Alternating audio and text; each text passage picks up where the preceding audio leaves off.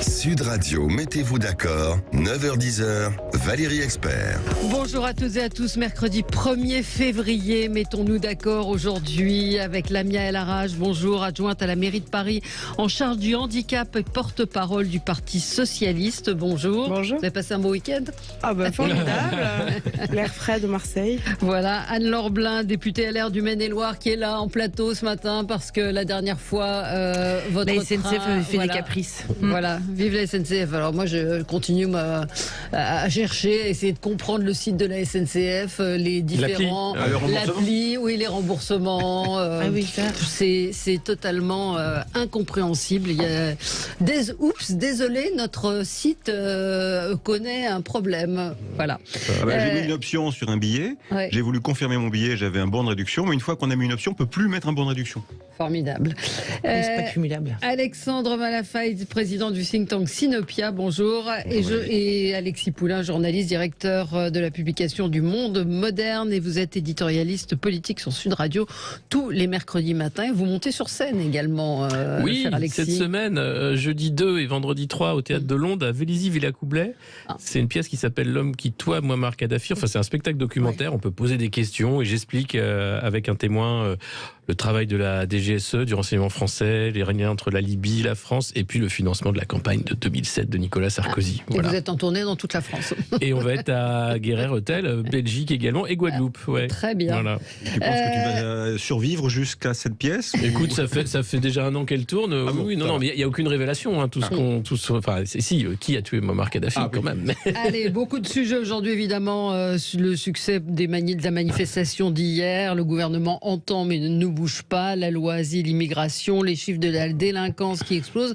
Et puis la hausse des tarifs d'autoroute absolument hallucinante. On va parler de tous ces sujets et puis d'autres avec vos coups de cœur, vos coups de gueule qui nous permettent d'ouvrir aussi un petit peu les sujets en une de l'actualité. C'est le cas avec vous, Anne-Laure. On va commencer avec vous, Anne-Laure Blin. Oui, effectivement, il y a une étude par rapport à l'alimentation des enfants en bas âge. Alors c'est vrai que ça semble un peu éloigné, mais pas tant que ça, parce que un certain nombre d'examens de points sur l'alimentation des enfants de moins de 3 ans montrent que notamment l'allaitement a reculé fortement, que un certain nombre de corps gras, alors après je suis pas médecin, mais les corps gras diminuent aussi dans l'alimentation et que on introduit un peu trop vite le lait de vache. Et moi en fait mon coup de cœur c'est plus sur l'allaitement. Moi, je promeus l'allaitement. Je vais déposer, j'ai déjà déposé dans le précédent mandat un texte, une proposition de loi sur ce sujet, parce que je crois profondément déjà que de manière nutritionnelle, l'allaitement est bénéfique à l'enfant, mais aussi avec le lien qui se développe entre l'enfant et la mère. Et on voit aussi dans un contexte économique quand même assez tendu que c'est aussi une mesure qui me semble aussi intelligente de promouvoir et en tout cas d'expliquer largement, parce que économiquement, c'est aussi intéressant pour les femmes. Donc c'est vrai que ça fait partie des choses qui en France tendent à se marginaliser. On a vu un certain nombre de faits divers où on incrimine des femmes qui veulent allaiter en public. On se pose la question, est-ce qu'il faut répréhender, est-ce qu'il ne faut pas répréhender? Dans le texte que je vais déposer, il y aura évidemment une disposition pour combler le vide juridique, pour justement éviter qu'on incrimine les femmes lorsqu'elles allaitent en public, parce que ce n'est pas de l'indécence, mais bien au contraire, c'est un besoin naturel de l'enfant qui s'est fait de tout âge et qu'aujourd'hui on mériterait de ne pas perdre. Donc c'est vrai que quand on voit les impacts que ça peut avoir sur le développement des enfants de moins de 3 ans, ça mériterait peut-être qu'on se repose la question de la place de l'allaitement dans l'alimentation. Alors ça a été aussi, c'était aussi parce qu'on a beaucoup culpabilisé les femmes qui ne voulaient pas allaiter, donc il y a aussi une question. Après, la liberté de la femme doit être respectée.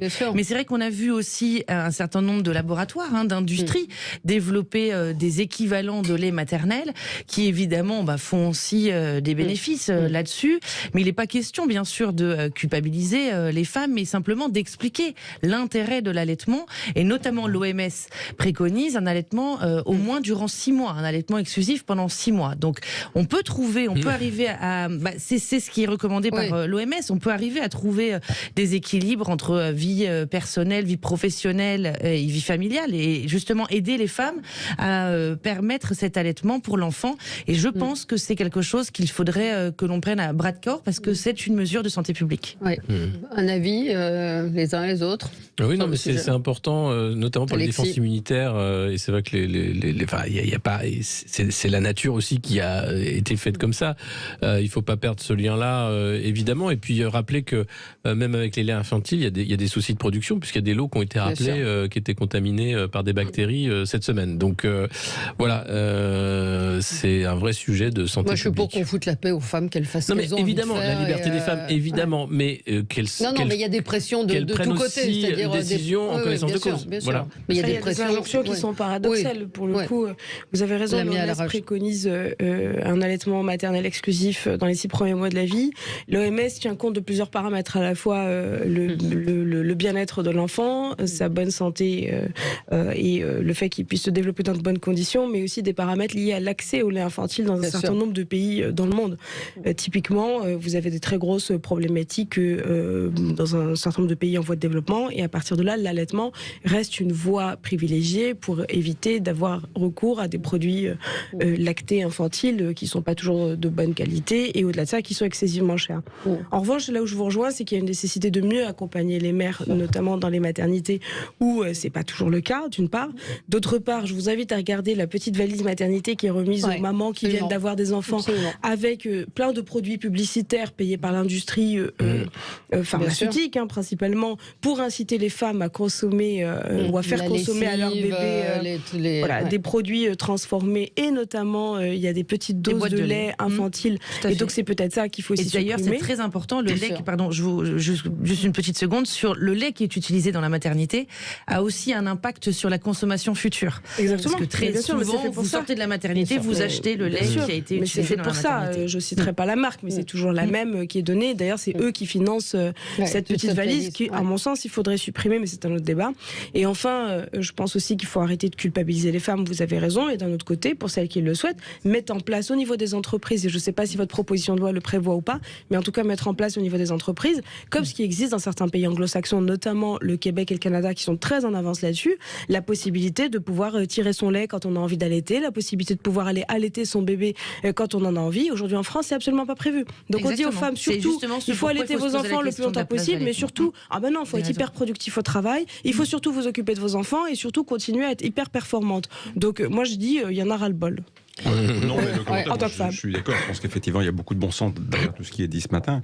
Mais ce qui me fascine, c'est une fois de plus qu'il faille une loi de plus pour traiter ce sujet. La France est un drôle de pays quand même. Oui, absolument. Mais je me permets, pour avoir eu un certain nombre d'amis qui justement souhaitaient pouvoir allaiter le plus longtemps possible, quand elles demandaient à leurs employeurs de pouvoir, parce que normalement, l'employeur est censé mettre à disposition une salle fermée qui préserve l'intimité de la femme, avec la possibilité, de façon régulière, de pouvoir tirer son lait. Et la plupart des employeurs le refusent. Et ça n'existe pas. Donc c'est aux femmes de se débrouiller. Donc oui, bien sûr, on peut se dire que c'est la bonne volonté des entreprises, mais la réalité, c'est que si on ne légifère pas... Je ne dis pas qu'il faille que c'est mal. Mais je vous rejoins. C'est forcément une loi, mais au moins, moi je suis députée. Donc j'utilise les moyens qui sont les miens. J'utilise les moyens qui sont les miens pour justement mettre le sujet sur le devant de la scène. Mais après, c'est pas nécessairement, et là je vous rejoins, c'est pas nécessairement une loi qu'il faut. Simplement, il faut le mettre dans le débat parce que c'est une question de. En tout cas, nos auditeurs, nos auditeurs et auditrices sont d'accord. Foutez la paix aux femmes aussi, qu'elles aient le libre choix, parce qu'il y a eu des pressions. Stéphane nous dit toutes les femmes n'ont pas les moyens financiers. Enfin, franchement, pour la petite valise, c'est une petite valise où il n'y a pas grand-chose qui va pas vous permettre qui va pas changer votre vie. Mais c'est de l'incitation, effectivement. C'est de la pub, quoi. Et puis l'allaitement, c'est gratuit, justement. Ouais, absolument. Enfin, on doit laisser les femmes pouvoir réfléchir et penser ce qu'elles veulent pour leurs enfants, tout simplement, sans avoir de pression. On se retrouve dans un instant. On va parler du mal logement, on va parler des autoroutes, on va parler de beaucoup d'autres sujets, évidemment, de la réforme des retraites. À tout de suite. Sud Radio, mettez-vous d'accord, 9h-10h, Valérie Expert. Et nous continuons de débattre et de commenter l'actualité, notre tour de table. Vous voyez, c'est bien, ça fait parler d'autres sujets que ceux dont on entend parler partout dans les médias. On va parler de Alexandre. Vous, je n'ai pas entendu parler de ce sujet non plus. C'est la refonte du code de procédure pénale. Oui, c'est un petit coup de cœur pour le garde des Sceaux. Une fois n'est pas coutume, ça lui fera plaisir. Oui. Il a décidé de mobiliser en fait un comité scientifique de 21 experts, dont des magistrats, des avocats, des juristes, pour s'attaquer à la refonte du code de procédure procédure pénale. Alors, la justice pénale en France, c'est 25% de l'activité judiciaire, donc c'est pas marginal, et ça concerne évidemment beaucoup de sujets compliqués. Et le code de procédure pénale, qui est le référentiel de texte, a connu une inflation phénoménale depuis une vingtaine d'années. Aujourd'hui, il a quasiment doublé de taille, pour faire court. Ouais. Donc c'est vrai que c'est un imbroglio juridique, d'empilement de textes. Personne ne s'y retrouve, même les plus éminents spécialistes s'y perdent. Donc il faut essayer de simplifier, de rendre lisible, cohérent, d'en faire un outil de sécurité juridique. Donc c'est un vrai chantier. C'est un chantier qui va s'écouler sur 2 années. On peut imaginer qu'à la sortie de ça, ils vont essayer de réécrire un texte et puis après peut-être de le faire adopter à l'Assemblée, parce qu'imagine un code de procédure pénale, ils ne vont pas l'inventer tout seul et le mettre en œuvre, évidemment. Mais en tout cas, c'était une belle initiative qui correspond effectivement à cette intention de faire en sorte que la justice fonctionne mieux, soit plus efficace et plus, je le redis, plus lisible, parce que pour le commun des mortels, le code de procédure pénale, c'est quand même complexe, quoi. Mais vous savez qu'à chaque fois qu'on veut simplifier un code, on le fait grossir. Oui. C'est comme le code du travail. Je sais. Non, mais c'est d'une complexité extrême, parce que dès qu'on touche un texte, ça a des conséquences en cascade, parce que derrière chaque texte, il y a un droit, et derrière chaque droit, il y a quelqu'un qui dit j'ai droit, quoi. Donc c'est extrêmement compliqué. Mais pour autant, on voit bien que toutes les parties prenantes en ont besoin, que ce soit les policiers, les gendarmes sur le terrain, parce que c'est extrêmement complexe. Les magistrats passent leur temps à annuler des procédures du fait de vices de procédures, tellement les procédures sont complexes. Et les hommes de terrain, les policiers, les gendarmes font tout ce qu'ils peuvent. Voilà. Donc c'est un vrai sujet. Je pense qu'il y a beaucoup de pistes, et ce comité-là, à mon avis, a une chance d'aboutir à quelque chose qui marchera, parce qu'on voit bien qu'il y a des possibilités. Mais le code pourrait être réduit à 100 pages, et ils en fait aujourd'hui 1500. Quoi. Alexis, c'est un sujet que je voulais aussi aborder ce matin, c'est le mal logement. Oui, c'est le rapport de la Fondation Abbé Pierre qui sort comme chaque année en janvier, avec des chiffres toujours aussi catastrophiques. C'est plus de 30 000 SDF l'an dernier, 330 000 un peu partout, et c'est les enfants et les femmes, familles monoparentales, qui sont extrêmement touchées par le mal logement. Il y a à la fois l'impossibilité de se loger avec les loyers qui explosent, la difficulté de se loger, le travail qui rend les choses compliquées, et le fait que les autorités, selon le rapport, n'ont pas pris l'ampleur en fait de ce sujet. Alors c'est vrai que on voit passer que Macron avait dit plus aucun SDF sous mon mandat. Alors, il ne parlait pas des SDF français, il parlait des demandeurs d'asile, en disant que c'était pas normal qu'ils se retrouvent dans des situations pareilles avant que leur dossier soit étudié. C'est comme ça qu'il avait botté en touche.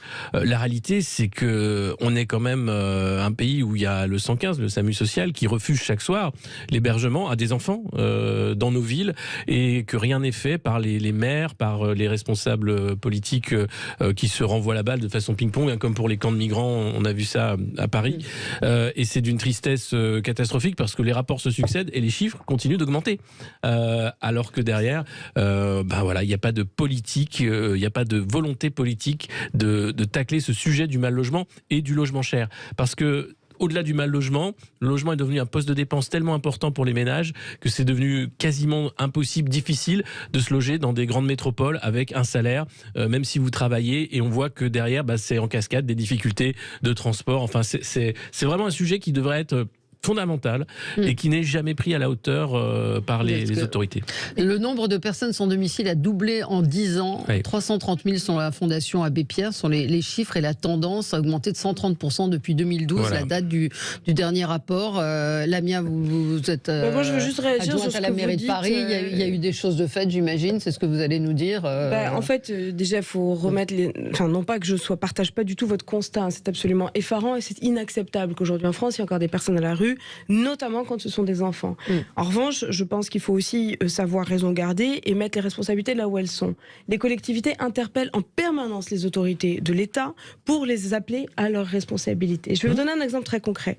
J'étais en train juste de vérifier justement dans mes messages. Donc le 25 janvier dernier, notre adjointe en charge des solidarités à la ville de Paris, donc Léa Filoche, alertait sur le fait qu'il y a eu une occupation du parvis de l'hôtel de ville par un certain nombre de personnes dormant à la rue, principalement des femmes avec des enfants en très bas âge, dans un contexte où la température, le ressenti est en dessous de 0 degré. L'État a refusé, je dis bien a refusé, de déclencher le plan grand froid, qui permet une mobilisation de moyens supplémentaires, notamment des gymnases ou d'autres lieux. Et on a réussi à débloquer auprès de la préfecture de la région Île-de-France 50 places, après plus de 6 heures de négociation. 6 heures de négociation pour 50 places d'hébergement. Donc à un moment, moi je veux bien qu'on se décharge de façon systématique sur les collectivités territoriales. Il ne faut pas non plus oublier qu'entre la baisse de la dotation des collectivités, entre les moyens qui ne sont pas octroyés par l'État, et entre le fait que l'État aujourd'hui se décharge entièrement de ses responsabilités en matière d'hébergement d'urgence, en matière de solidarité, et plus globalement sur l'ensemble des services publics, Bon, je crois que la responsabilité est plutôt du côté du gouvernement, ce qui ne veut pas dire qu'on se décharge des nôtres. Typiquement à Paris, à chaque fois qu'on peut agir, on le fait au mieux, mais c'est pas suffisant et c'est clair. Vous savez comment il s'appelle, le ministre du Logement? Comment s'appelle le ministre du Logement? Bah non, évidemment non. Vas-y. Olivier Klein. Ah bah super. On découvre un ministre ce matin. Merci Valérie, on découvre un ministre. Mais ceci étant, pour rebondir sur les propos... Ministre délégué à la ville et au logement. Mais on l'entend pas, on va peut-être l'entendre aujourd'hui, j'espère quand même, réagir à ce rapport. Normalement, présentation officielle du rapport à la Maison de la Mutualité, et il est attendu pour répondre aux questions du nouveau plan. Écoutez comment il s'appelle, Logement d'abord. Et si je peux me permettre juste une précision, parce que ma collègue me précise que quand ils étaient sur place, donc le 25 janvier dernier, ce qui est une anecdote, hein, ça arrive toutes les semaines, il n'y avait aucun représentant de l'État sur place. Vous savez ce qu'ils ont envoyé pour gérer l'ordre? Des policiers.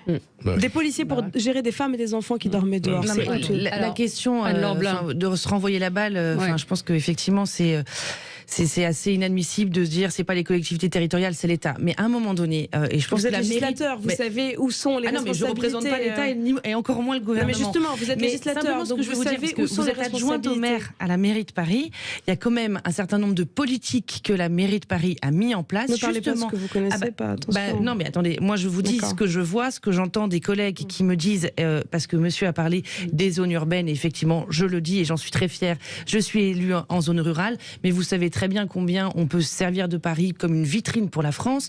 Et aujourd'hui, on voit bien la politique socialiste menée par Anne Hidalgo, que vous incarnez ici autour de la table, notamment de l'imposition énorme que vous imposez aux Parisiens, qui paupérise la population. Ne parlez pas de ce que vous connaissez pas. Écoutez, c'est la réalité aujourd'hui. Ne parlez pas de ce que vous excluez les familles du c'est le taux d'imposition le plus bas de toute la France vers les banlieues. Mais vous êtes député, c'est en matière de mal logement, c'est aussi une responsabilité de la choses comme ça. Vous êtes député, vous racontez n'importe quoi. Mais le taux d'imposition, c'est un des plus bas de toute la France. À la mairie de Paris qui vous dit du délire. Stop, mais c'est pas... Mentir autant quand on est député, c'est hyper grave. Je vois la situation telle que je voyais rien du tout. Je vais vous envoyer les taux d'imposition de toutes les villes, vous comparez, vous verrez que ça n'a rien à voir. Stop.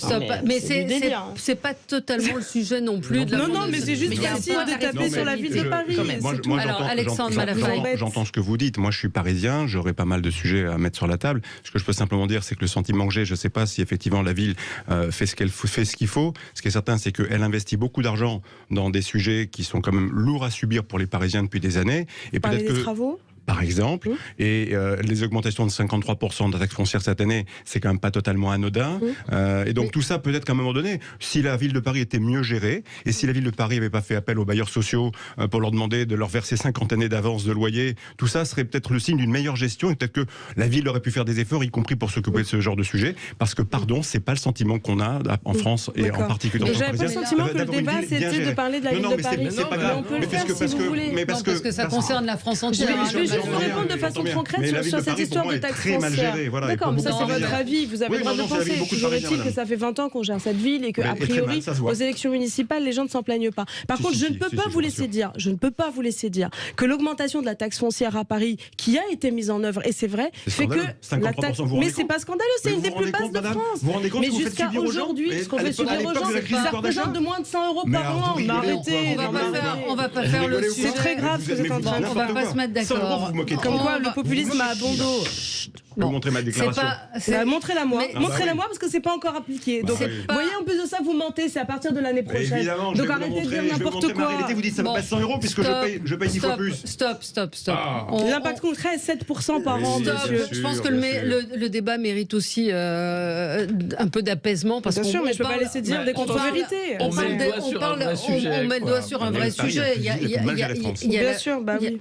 La ville de Paris, mais il y a quelques critiques quand même, et on peut débattre de la gestion socialiste de la mairie de Paris. Mais il n'y a pas de sujet, madame. Déjà, c'est pas le débat. Premièrement, c'est pas le débat. Deuxièmement, ne dites pas n'importe quoi, c'est tout.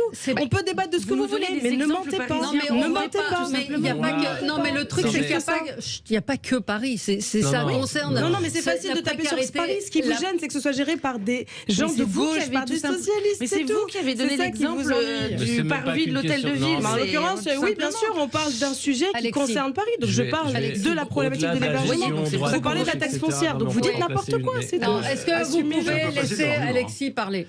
Au-delà de la gestion de gauche, de droite, etc., il y a un problème global de coût du logement. Et ça, c'est pas les autorités ou quoi que ce soit. C'est que derrière, il y a une absence de politique publique sur la construction. On voit maintenant qu'on va emmerder les propriétaires sur le réchauffement climatique avec des travaux qu'ils ne pourront pas forcément faire sur comment on appelle ça, la rénovation énergétique. Mais moi, un exemple concret, je suis parti de Paris parce que c'était impossible d'acheter à Paris, c'est trop cher. Et la qualité de vie s'est dégradée ces dernières années, je l'ai vu. Et donc le choix est fait, je quitte Paris et je suis pas le seul. Et derrière, les villes ont un vrai sujet sur l'attractivité, sur aussi la solidarité, de dire mais est-ce qu'on va avoir des quartiers multiculturels ou est-ce que Paris va devenir une vitrine musée pour des touristes étrangers? Mais pourquoi on s'éloigne encore? Je veux bien qu'on tape sur Paris, je suis la première à le faire, mais le sujet du logement et le mal logement, il est partout. Mais c'est pour ça que je dis, il n'a rien à voir avec la gauche, la droite, la gestion d'une ville. Là où vous avez raison, et il y a un certain nombre de sujets qui se posent à la question du logement, parce que, et notamment à chaque fois, et avec le soutien souvent de la gauche au gouvernement, sur notamment toute la question de la rénovation énergétique. On a eu l'occasion d'en débattre à plusieurs reprises au sein de l'Assemblée nationale. Ce qui est la réalité, c'est qu'aujourd'hui, on demande toujours plus aux propriétaires. Donc, ce qui est clairement contre-productif, parce qu'on ne peut pas, et ils ne peuvent pas, notamment mettre en place des travaux de rénovation énergétique, parce que clairement, il n'y a pas cette ambition pour le logement. Et notamment, moi je vois des gens qui n'ont pas les moyens, des gens qui sont propriétaires de leur seul logement, donc, et qui n'ont pas les moyens, parce qu'en plus ils sont dans des quartiers où c'est des HLM, moi je parle pas de quartier, parce qu'aujourd'hui vous avez des Français qui habitent partout. Donc c'est important. J'entends bien votre côté multiculturel, mais simplement, on a le droit de vivre dans un logement décent. C'est là où je vous rejoins. Moi, je fais pas du militantisme. Je fais pas du logement une cause de militantisme. La réalité, c'est qu'aujourd'hui, l'État a mis en place des systèmes administratifs, bureaucratiques qui sont contre-productifs. Et je pense notamment à MaPrimeRénov'. Moi, en tant que députée, j'interviens quasiment tous les jours pour un particulier, pour aider les particuliers à avoir gain de cause pour permettre les travaux dans leur logement. Et ça, c'est dramatique parce qu'aujourd'hui, on a un dispositif usine à gaz et on voit bien que c'est très compliqué de faire des rénovations énergétiques des bâtiments. Donc effectivement, il faut qu'il y ait une vraie politique de logement, mais complètement sortie du militantisme qu'on cherche notamment à imposer et que le gouvernement cherche aussi à imposer par la voix d'Olivier Klein. 9h28 sur Sud Radio, on continue à débattre et on va parler de ces manifestations hier. Moins de grèves, mais plus de manifestants. On y revient dans un instant.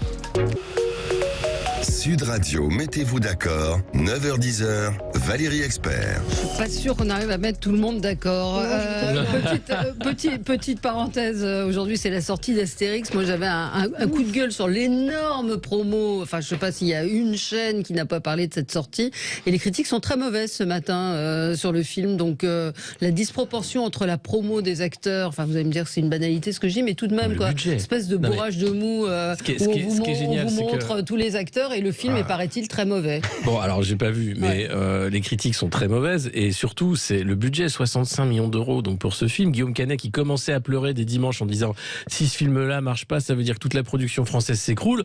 À un moment, faut peut-être se poser la question de la qualité, effectivement, et de l'entre-soi. Enfin, c'est bien. On voit bien, ils sont tous déguisés, ils adorent Astérix, nous aussi. Peut-être qu'ils s'amusent, ça se voit à l'écran. Je sais pas, je suis pas allé le voir, mais il y a un problème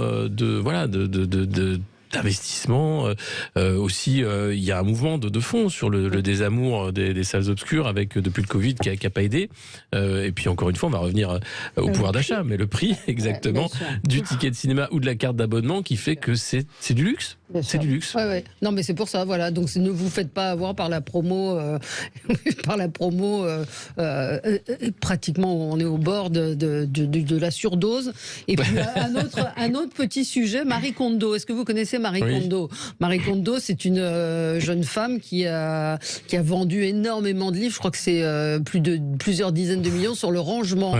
Et elle a eu des enfants et elle se rend compte que le rangement, c'est très compliqué. Donc voilà, bon, elle a une accepte de vivre dans une maison désorganisée. Absolument. Après nous avoir fait des leçons. La magie du rangement, c'est sorti en 2011 au Japon, plus de 8 millions d'exemplaires. Donc là, ce matin, il y a même Le Monde qui a fait un article sur le sujet en disant que bon, c'était pas tout à fait ça. Voilà, c'était un petit intermède plus ludique. Alors Lamia Larage, on va passer à la réforme des retraites avec vous et votre coup de gueule, ou en tout cas votre coup de projecteur sur un sujet particulier de cette réforme des retraites. En fait, je ne reviendrai pas forcément sur le fond de la réforme des retraites, on aura sans doute l'occasion d'en débattre. Mais le gouvernement, la majorité aujourd'hui, nous vend cette réforme des retraites comme étant une avancée incroyable, considérable, sur le fait qu'ils instaurent un minimum à 1 200 € pour les petites pensions. Et donc il y a une étude assez intéressante qui a été publiée, un article dans Alternative économique de quelqu'un qui a pris le temps de se pencher concrètement dans l'étude d'impact et de regarder de façon très opérationnelle comment ça allait se produire. Je vais me permettre juste de vous le lire pour que vous me disiez ce que vous en pensez. En effet, la réforme ne garantit pas de pension à 1 200 € mensuel, pas même pour une carrière complète. En revanche, elle prévoit la revalorisation de certaines petites pensions, celles qui ont été ou seront liquidées à taux plein, avec une revalorisation du minimum contributif. Et donc, ce sera une augmentation pour les carrières complètes à l'âge d'annulation de la décote qui a varié de 65 à 67 ans, soit en invalidité, pour un montant compris entre 0 et 100 €. Vous avez compris quelque chose ? Non. Voilà. Donc, laissez-moi juste vous dire qu'au terme de cette réforme, il semblerait que toujours 40% des femmes et 15% des hommes restent bien en dessous des 1 200 € de pension prévue. Donc, même ce qui est présenté comme étant une avancée notable de cette réforme, en fait, ne l'est pas, et c'est un numéro d'enfumage auquel on assiste, donc il n'y a absolument aucun point positif dans cette réforme. Ça va faire l'objet du débat parlementaire. C'est notamment ce que les Républicains ont demandé au gouvernement, à la fois pour le minimum contributif. C'est ça, en fait, dont on parle. C'est la question du minimum contributif qui est aujourd'hui autour de 700 €.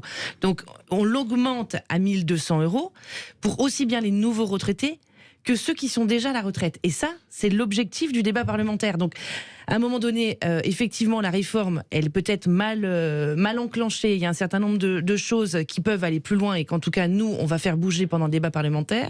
Mais aujourd'hui, essayer de faire bouger. Mais en tout cas, aujourd'hui, contester sur cette base, c'est en tout cas un peu trop tôt, je pense, pour que vous puissiez vous en servir comme un argument. Et c'est le grand problème de la manifestation aujourd'hui. C'est-à-dire que vous contestez pour contester, sauf que la réalité, c'est que le débat parlementaire, et dans ce cas, faites avancer le débat parlementaire, trouvez des majorités, mettez-vous au travail pour qu'il y ait des accords au sein de l'hémicycle. Aujourd'hui, on voit bien que 2000 amendements ont été examinés, ça bloque et ça va bloquer la commission des affaires sociales qui l'examine au fond. La semaine prochaine, on va commencer le débat dans l'hémicycle.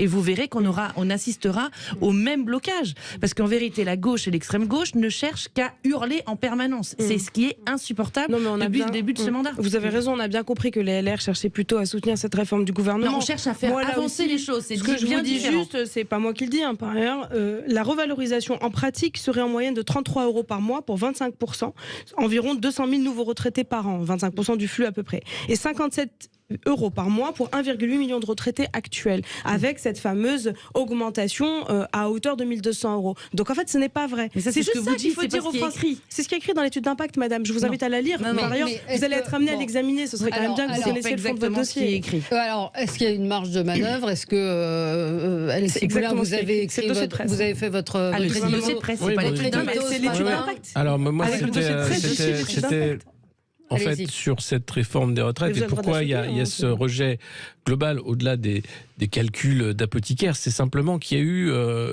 tellement d'argent magique, crise Covid, on parle de 207 milliards qui avaient été déversés pour aider les entreprises.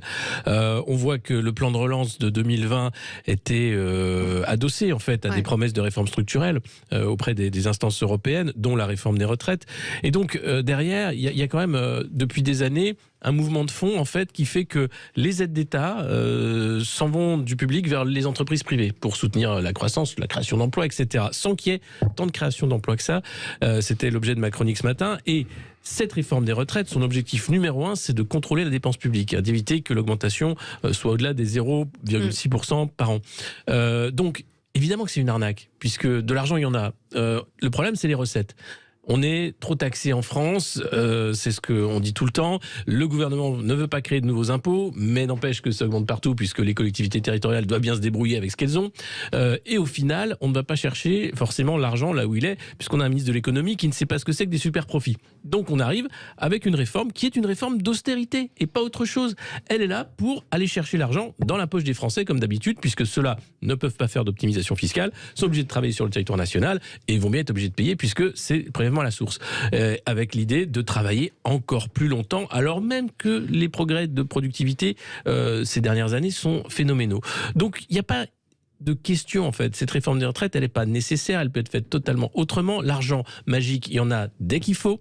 Le problème, c'est les banques centrales, c'est l'inflation évidemment, c'est cette création d'argent magique. Mais quand vous expliquez aux Français qui se retrouvent avec des problèmes de logement, avec des problèmes de pouvoir d'achat, avec des problèmes où on se dit mais pourquoi le ministre de l'économie a enterré un port sur les sociétés d'autoroutes qui augmentent de 5% leurs tarifs alors qu'elles sont déjà blindées et qui voient cet argent qui circule dans des sphères. C'est incompréhensible, c'est incompréhensible. Et donc la colère ne fait qu'augmenter. Et quand vous avez en plus un exécutif dans le déni qui hier dit moi je me concentre sur l'Ukraine, hein, les retraites c'est pas mon truc, mais c'est une insulte supplémentaire au peuple français. Donc si Macron veut aller au clash, croyez qu'en face, les gens sont prêts. C'est la question sur la manifestation d'hier qui a mobilisé beaucoup. 2 nouvelles journées sont annoncées la semaine prochaine. Visiblement, le gouvernement n'a pas l'intention de bouger tellement. Alexandre Malafaye. Non, mais ils peuvent rester dans leur botte. Après, on verra bien. Personne n'est capable de dire aujourd'hui ce qui, à la fin, sera décidé compte tenu des pressions qui montent. Moi, j'ai le sentiment pour l'instant que la pression va continuer à monter et de différentes façons et de différentes formes. Parce que c'est vrai que l'argument de justice, il a été effectivement balayé par tout le monde et à juste titre. Mais il y a vraiment beaucoup de problèmes. Et en plus, il y a des choses qui sont absurdes. D'une part, on est dans une réforme qui est à contre-temps. C'est-à-dire qu'on nous explique que demain et après-demain, on aura besoin de plus en plus de main-d'œuvre dans les métiers qui sont des métiers difficiles, des métiers souvent dans lesquels la pénibilité est forte. On veut réindustrialiser le pays. On a raison. Il n'y aura pas des robots partout. On a besoin de main-d'œuvre partout dans les hôpitaux, dans les métiers qui sont effectivement compliqués. Et comment est-ce qu'on va donner envie aux gens de rentrer dans ces métiers en disant, de toute façon, par principe, vous allez devoir travailler 2 ans de plus. Je crois qu'il y avait d'autres moyens de donner envie et de créer de l'attractivité. Ça, c'est pour moi un premier vrai sujet. Et puis, il y en a un autre qu'il faudrait peut-être un jour prendre en considération, c'est l'espérance de vie. C'est-à-dire, cette espèce d'inégalité qui fait que... Oui, non, mais pardon, mais la différence d'espérance de vie entre un cadre et un ouvrier, c'est 6 ans. Voilà. Donc, c'est pas non plus totalement anodin. Alors, bien sûr, ça pose des problèmes de financement et de modèle économique, mais il y a un vrai sujet de fond derrière tout ça. Il y a la question du sens du travail et du sens au travail, aujourd'hui, qui est vraiment posé sur la table par les jeunes générations. Donc, le débat, on aurait pu le mener, mais sur une approche beaucoup plus globale, beaucoup plus vaste. Présentation de cette réforme. Voilà, il y a un sujet. Regardez la question de l'emploi des seniors. Tout le monde sait, ça a été démontré par différents instituts, que si l'emploi des seniors, si les seniors travaillaient, je crois que c'est 10 ou 15% de plus dans la période où on les met, 10 points, voilà, le système serait à l'équilibre. Donc trouvons des solutions pour les seniors et réglons de manière générale le problème du marché du travail et pas simplement l'aspect retraite. Et c'est vrai qu'en plus, dernier point, pardon, quand je dis c'est anachronique, on n'est pas au bon moment, quoi. C'est vrai qu'après ces années, oui, sauf qu'il faut le redire, juste à un moment donné, laissons-nous souffler. Parce que même si la ville de Paris dit c'est rien, 53% d'augmentation, c'est ça plus le reste. Non mais attendez, non mais je veux dire c'est ça plus le reste. Et à un moment donné, trop c'est trop. Et je veux dire, non mais derrière, comment voulez-vous faire vendre entre guillemets une réforme des retraites qui est un énième régression sociale. Voilà, c'est que des régressions sociales qui sont aujourd'hui comme projet de société. Donc c'est sûr que c'est pas mobilisateur. Je vais essayer de travailler. Je vais essayer d'être constructive. Je vais pas vous répondre. Si ça l'est. Je vais pas vous répondre sur la taxe foncière. On aura l'occasion d'en reparler une autre fois.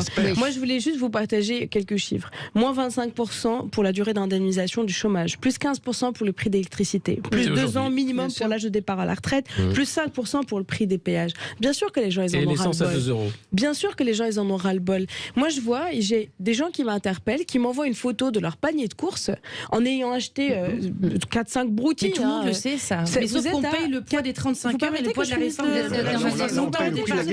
Laissez terminer. Non. On paye aussi le poids de la politique énergétique menée par les écologistes et les socialistes. Donc à un moment donné, le misérabilisme, oui, tout le monde le voit. Sauf que à un moment donné, vous portez aussi la responsabilité, vous le savez bien. Mais j'ai envie de dire, peu importe la responsabilité. Oui, mais sauf qu'il faut voir un peu plus loin que le bout de son nez. Donc aujourd'hui, manifester dans la rue, alors qu'on peut essayer de trouver des solutions. Vous êtes pour le développement de l'éolien, vous votez, vous soutenez la réforme de l'énergie renouvelable, vous sapez la filière luminaire. Donc à un moment donné, arrêtez de toujours expliquer que c'est la faute des autres.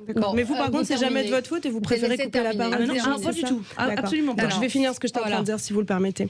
Ce que je veux dire par là, c'est qu'aujourd'hui, bien sûr que les gens ils sont dans des situations de très grande précarité, très grande souffrance. Et en l'occurrence, les socialistes ne sont pas en responsabilité depuis maintenant 7 ans. Je vous rappelle quand même que c'est Emmanuel Macron que vous soutenez par ailleurs accessoirement. Bizarrement, Emmanuel Macron était sur le côté de François Hollande, un certain nombre de décisions. Donc en fait, la vraie question qui se pose, et vous avez tout à fait raison, c'est aujourd'hui, est-ce que c'est le bon moment pour faire cette réforme des retraites? Clairement, non. Les gens sont absolument essorés. Est-ce qu'il y avait d'autres choix politiques qui étaient possibles? Oui, évidemment. Quand vous avez 18 milliards d'euros par an d'exonération sur les grands patrimoines, par exemple, la suppression de la CVAE, est-ce que le fait de la réinstaurer, ça rapportait 8 milliards d'euros par an, n'aurait pas été un choix? Est-ce que augmenter le taux d'emploi pour les plus de 55 ans, de l'augmenter de 10 points, ça permettait d'équilibrer le système? Est-ce que ça n'aurait pas été une solution? Si, bien sûr. C'est donc un choix politique qui a été fait et c'est un choix qui pénalise toujours les mêmes, à savoir les plus précaires. Et je vais juste me permettre de vous citer une députée Renaissance, ça doit vous parler, qui est suppléante de Gabriel Attal. C'est pareil, non qui a dit concernant l'archétype de la gauche, la démonstration typique de la gauche. Qui, au sujet des AESH, au moment de l'examen de la réforme des retraites, les AESH, c'est les personnes qui accompagnent les enfants en situation de handicap. Elle dit qu'ils choisissent ce statut pour avoir les mercredis et les vacances scolaires. Elles doivent donc assumer. Voilà le niveau de déconnexion. Et je crois que ça vous parle. Vous avez des engagements très forts sur les questions. Vous avez des engagements très forts sur la question de la scolarisation, de l'accompagnement des enfants en situation de handicap. Vous connaissez comme moi la réalité des AESH. C'est honteux de dire des choses comme ça. Et derrière, on se demande pourquoi les Français ne se sentent pas représentés. Peut-être quand ils entendent des choses comme ça. Corinne nous dit je gagne 1 500 € au bout de 43 ans de service hospitalier avec un loyer de 560 €. Je n'y arrive plus. Et on a pas mal de témoignages dans ce sens de gens qui nous disent moi je connais pas beaucoup de gens qui après 60 ans aujourd'hui arrivent à trouver du boulot. C'est ce constat-là. Mais je trouve que le débat politique est quand même assez pathétique. J'entendais Sandrine Rousseau ce matin dire qu'elle ne voterait pas la motion de défiance avec le RN parce que c'est un parti fascisant. Comment voulez-vous que le Parlement puisse avancer? Et je dis pas qu'il faut qu'il le fasse, mais ces mots-là sont pour les Français hors sol. On se retrouve dans un instant. Petite pause, 9h45. Sud Radio, mettez-vous d'accord, 9h-10h, Valérie Expert. On est ensemble jusqu'à 10h. Vous vouliez ajouter un mot, Anne-Laure Blin, sur la réforme des retraites, et on va parler quand même aussi des autoroutes parce que ça concerne un certain nombre de Français et que cette hausse de 4,5% est absolument sidérante. Oui, merci Valérie. Inacceptable. Je voulais simplement rajouter un mot. En fait, la vraie question sur ces réformes de retraite, elle doit se poser autour de 2 sujets. La question du sens de la valeur travail, et là on paie le poids des réformes portées par les socialistes sous François Mitterrand et sous les différents gouvernements socialistes. Ça remonte, ça remonte. Oui, mais ça remonte. Mais sauf que tout ça est progressif parce que, en fait, on paie le poids de la décroissance.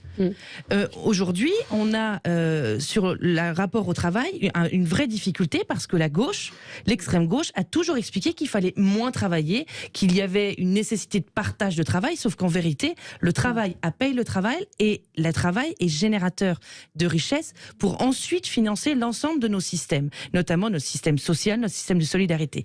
Et ça, c'est un sujet, mais il y en a un second aussi. Et mon coup de cœur sur l'allaitement n'est pas finalement si éloigné. C'est la question de la natalité française. Aujourd'hui, on ne se pose aucune bonne question sur la question démographique. Et on voit bien que la pyramide des âges va dans un seul sens, c'est-à-dire moins de naissances et plus de personnes âgées. Donc à un moment donné, quelle politique familiale nous voulons pour notre pays? Et là encore, nous payons le poids des réformes qui ont été mises en place sous François Hollande, portées aussi par Emmanuel Macron. Donc je rappelle bien à quel point ils étaient liés tous les deux. La baisse du coefficient familial, la fin de l'universalité des allocations familiales. Si on veut une politique ambitieuse en matière familiale, il faut porter une vraie politique sur ce sujet pour permettre aux Françaises d'avoir des enfants, aux familles d'avoir des enfants qui financeront demain notre système par répartition. Il ne vous a pas échappé que la société a aussi changé, que beaucoup de jeunes aujourd'hui ne veulent pas avoir d'enfants et l'assument parce qu'on est sous le poids de lobbies décroissants qui disent que à donner naissance à un enfant, c'est mauvais pour la planète. C'est les mouvements que l'on voit naître de No Child. Mais bien sûr que si. Aujourd'hui, effectivement, la décroissance est aussi portée sur la politique familiale parce que au nom de la planète, au nom du développement durable, il ne faut plus faire d'enfants. Sauf que si vous voulez, et si vous êtes attaché au système par répartition, résumer votre politique familiale. Moins vous avez d'enfants, moins vous polluez, donc mieux c'est pour la planète. Donc c'est la décroissance portée au plus haut niveau. Alors Alexis Poulain. Encore une fois, on va revenir au sujet du logement. Vous faites des enfants, vous les logez comment ? Voilà. Blanc. Bah ouais. En total. Non, voilà. Et c'est ce que je vous dis, la décroissance, c'est tout. Le problème du prix du logement, le problème du coût de la vie. Salarié, donc c'est bien de faire des enfants, mais après ça veut vous taxez les grands profits, comme vous dites. Moins vous avez de richesse en France, moins vous avez d'entrepreneurs qui gagnent sur leur sol français. Moi j'ai plusieurs jeunes amis autour de moi, ou jeunes amis autour de moi, qui sont dans une perspective d'inquiétude par rapport à la vie. Ils disent, moi demain est inquiétant, après-demain est inquiétant, le monde est pas ça, le monde va pas bien. Faire des enfants dans ce contexte-là. Évidemment. Plus c'est anxiogène, moins on a d'enfants. Les péages d'autoroute, augmentation donc de 4,75% aujourd'hui, 1er février, à cause de l'inflation, dit-on. C'est vrai qu'il y a eu un article tout à fait intéressant la semaine dernière dans le Canard enchaîné qui expliquait comment un rapport avait été enterré. Vous avez suivi évidemment, Alexis, avec beaucoup d'intérêt ce qui s'est passé et les marges faramineuses que font les sociétés d'autoroute. Mais c'est ça qui est insupportable. C'est-à-dire qu'il y a eu cette idée de délégation de service public dans les années 2000. D'ailleurs, parce que c'est quoi une concession, effectivement ? C'est l'État qui construit les infrastructures. C'est comme le nucléaire. Si vous cherchez, dans le privé, ça va être très compliqué de faire une centrale, d'avoir toutes les infrastructures. La SNCF, pareil, c'est du service public. Et donc, on délègue. Après, une fois qu'on a, nous, avec nos impôts, construit tout ça, eh bien, on va donner le cadeau à une entreprise privée qui va pouvoir générer des profits sans avoir à faire l'investissement initial. C'est là où il y a un vrai problème. Et la vente de ces services publics, enfin de ces délégations, est toujours faite sous... L'État encaissait du cash. L'État encaisse, bien sûr, à court terme pour la dette, en disant avec le cash qu'on encaisse, on va rembourser. Comme la ville de Paris. Sauf que le cash encaissé n'a rien à voir avec le cash généré pendant toutes ces années. Et là, la question c'est, mais pourquoi faire une telle politique court-termiste ? Et la question qui se pose, c'est que ces délégations, elles sont limitées dans le temps. Donc, au bout d'un moment, elles sont remises sur le marché où l'État peut récupérer sa mise. Et le rapport, en l'occurrence, disait, bon là, c'est tellement délirant ce qui se passe avec les sociétés d'autoroute que l'État devrait très vite reprendre la main et même dénoncer ces contrats. Bruno Le Maire, évidemment, a enterré le rapport puisqu'il était très très fier d'avoir fait ses délégations de services publics, et on se retrouve avec des sociétés d'autoroute qui non seulement continuent d'engranger des profits de manière stratosphérique, mais se permettent d'augmenter de 5% les péages. Voilà, et ça devrait passer. Moi, je trouve que c'est inacceptable, qu'on est suffisamment nombreux en tant qu'usagers de ces autoroutes pour dire stop, et puis il n'y a pas de raison en fait, puisque l'inflation n'a rien à voir avec le coût compte tenu des profits générés par ces entreprises privées. Notre ami Pierre Chasseret, que vous connaissez bien sur Sud Radio, de l'association 40 millions d'automobilistes, le dénonce depuis des années. Ouais. Mais j'entendais ce matin, 35% revient à l'État tout de même. Oui, encore une partie, mais c'est rien. Si 100% revenait, ce serait à peu près pareil, il n'y aurait pas eu cette délégation. Ouais. Et le cash généré lors de la vente n'est pas à la hauteur de ce qui est donc on peut les citer, c'est Vinci Autoroute. Alors ils ont fait des petits gestes quand même pour les trajets de moins de 30 km, etc. Vous êtes dans une région où on sert beaucoup de sa voiture.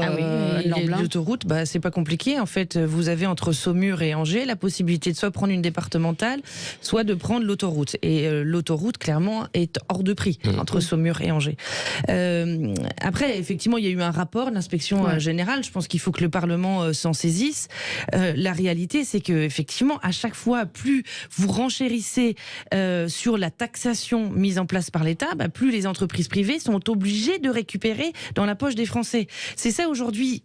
Pardon, mais ce que la gauche ne comprend pas, c'est qu'à un moment donné, plus vous réduisez les libertés, moins vous libérez les énergies, nécessairement qu'à un moment donné, il faut aller chercher, il faut bien aller chercher l'argent. Non, mais attendez. À un moment donné, si les entreprises, on faisait confiance aux entreprises. Là, on leur fait confiance en l'occurrence. Oui, on leur fait bien confiance. C'est même le principe d'une délégation de service public. Là, on parle de Vinci. On parle de Vinci, donc c'est une grande entreprise. Là, moi, je vous parle des petites, des TPE et des PME. Mais Vinci, c'est encore autre chose parce que dans l'Ouest, et Valérie me disait que moi aussi, je savais. Dans l'Ouest, on avait beaucoup besoin de sa voiture, mais dans l'Ouest, il y avait aussi un sujet comme Notre-Dame-des-Landes. Vous voyez, Notre-Dame-des-Landes qui devait être construit par une entreprise qui s'appelle Vinci. Donc, si vous voulez, de là à penser que l'abandon du projet de Notre-Dame-des-Landes peut être corroboré avec l'ensemble. Si, à un moment donné, la manifestation, le fait de ne pas faire Notre-Dame-des-Landes a un coût pour l'État. Ouais. Pardon de vous le dire, mais vous avez été faites partie d'un parti qui a mis en place une contestation zadiste et soutenu des zadistes pour ne pas mettre développer le nouvel aéroport de Nantes. Et aujourd'hui, ce poids de Notre-Dame-des-Landes, il coûte aussi aux finances publiques, mais là, au regard de Vinci. Donc, après, il faut voir un peu l'ensemble des sujets dans leur ensemble. Mais ce qui est certain, c'est que de manière plus générale, il faut faire confiance aux entrepreneurs. Là, vous parlez d'une délégation de services. Là, 5% d'augmentation, c'est... On est bien d'accord. Moi, je suis plutôt d'accord pour dire qu'il faut, dans l'ensemble, faire confiance aux entreprises de France. Mais on va quand même faire une nuance, parce que pour l'AG Michel Audiard, je dirais que le grand capital, ça hausse tout, et c'est à ça qu'on le reconnaît. Et il y a que... On est dans des marchés publics. Mais attendez, il n'y a que les très grandes entreprises qui se permettent... Je parlais tout à l'heure de Bélib, la ville de Paris, les voitures électriques, l'approvisionnement...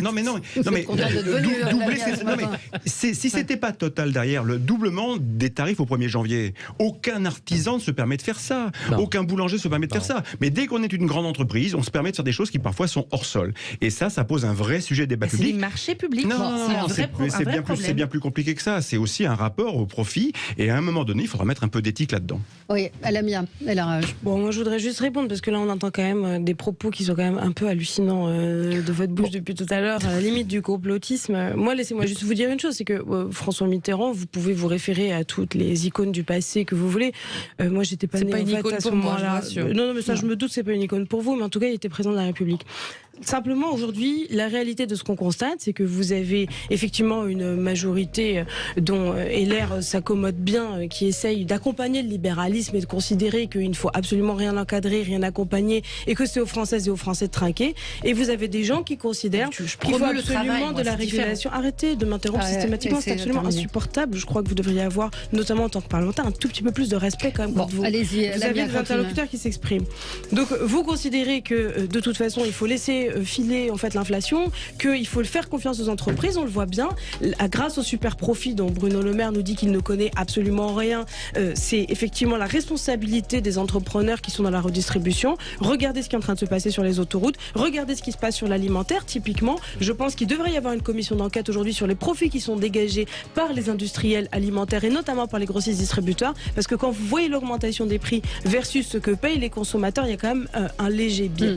Donc là-dessus, évidemment qu'on ne se rejoint pas, mais ça ne vous étonnera pas. Quant au corps là que vous faites avec Notre-Dame-des-Landes, c'est proprement hallucinant. Bon, on n'a plus le temps de débattre, mais en tout cas, c'est 4,75 de plus en moyenne d'augmentation, 4,75%, vous avez raison de le dire, parce qu'il y a des Toulon-Ouest, Mandelieu, plus 7,44, 6,69 entre Lyon et Montpellier, %. Donc ça passe de 28 à 30 euros. En gros, c'est des 2-3 euros à chaque fois. Paris-Nantes, c'est plus près de 6% en plus. Voilà. Merci. Du coup, pour interroger Edouard Philippe, c'est lui qui a mis fin au projet. Merci à tous les quatre. Tout de suite le journal sur Sud Radio.